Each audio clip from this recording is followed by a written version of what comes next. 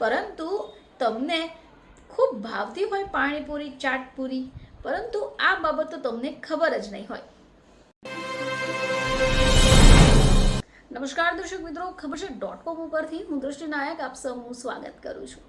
મિત્રો, આપણામાંથી ઘણા બધા એવા છે કે જે પાણીપુરી, ચાટપુરી ખૂબ હોંશે હોંશે ખાય છે અને આવી પાણીપુરી અને ચાટપુરીના દીવાના પણ છે, પરંતુ તમને ખૂબ ભાવતી હોય પાણીપુરી, ચાટપુરી, પરંતુ આ બાબત તો તમને ખબર જ નહીં હોય।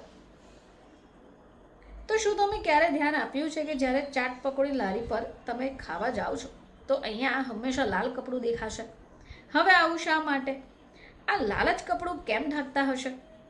તો મિત્રો, ઘણા બધા લોકો ખાવાના ખૂબ શોખીન હોય, ખાસ કરી ફાસ્ટ ફૂડ, ચાટ પકોડા વગેરે।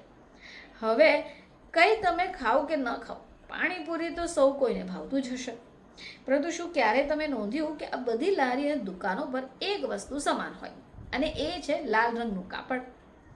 તો ચાટ પાપડી હોય કે શિકંજી, આ બધી જ વસ્તુઓને લાલ કપડાથી શા માટે બંધાય છે? તો મિત્રો, ચાટ પકોડાની લારી પર હકીકતમાં લાલ રંગ કપડું મૂકવાનું પાછળ એક વૈજ્ઞાનિક કારણ છે। હવે લાલ રંગ એવો છે કે દૂરથી પણ સરળતાથી તમને દેખાઈ જશે। હવે આ રંગ તેજસ્વી પણ ખૂબ છે, ખૂબ ઝડપથી લોકોનું ધ્યાન આકર્ષિત કરે છે। હવે આ જ કારણ છે કે લારીવાળા તેમના સામાનને લાલ રંગના કપડાથી ઢાંકી દે છે, જેથી લોકોની નજર તેમના તરફ ખેંચાય અને તેમની પાસે આવીને કંઈક ખરીદી કરે। હવે સૂર્યપ્રકાશ મેઘધનુષની જેમ અનેક રંગોથી બનેલો છે। હવે આ રંગોમાંથી લાલ પ્રકાશ સૌથી મજબૂત છે અને સૌથી દૂર સુધી મુસાફરી પણ કરી શકે છે। હવે આ જ કારણ છે કે લાલ પ્રકાશની તરંગો સૌથી લાંબી હોય છે।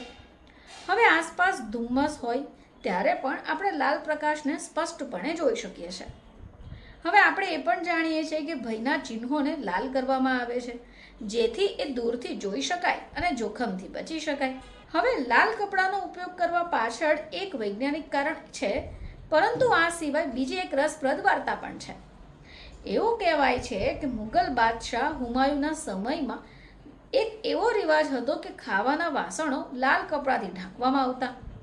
હવે આ જે રિવાજ છે એ હુમાયુના શાસન દરમિયાન શરૂ થયો અને આજે પણ ઘણી બધી જગ્યાઓ પર તમને જોવા મળ્યો હશે। તો દર્શક મિત્રો, પાણીપુરી હોય, ભેળ હોય કે સિકંજીની લારી, આ બધી જ લારીઓ પર તમને લાલ કલરનું કપડું જ દેખાશે। હવે જો તમે પાણીપુરીના પ્રેમી છો તો પણ તમને આ બાબતની જાણ તો નહીં જ હોય। તો દર્શક મિત્રો, ફરીથી તમારી સમક્ષ હાજર થઈશું, ત્યાં સુધી જોતા રહેજો ખબર છે .com।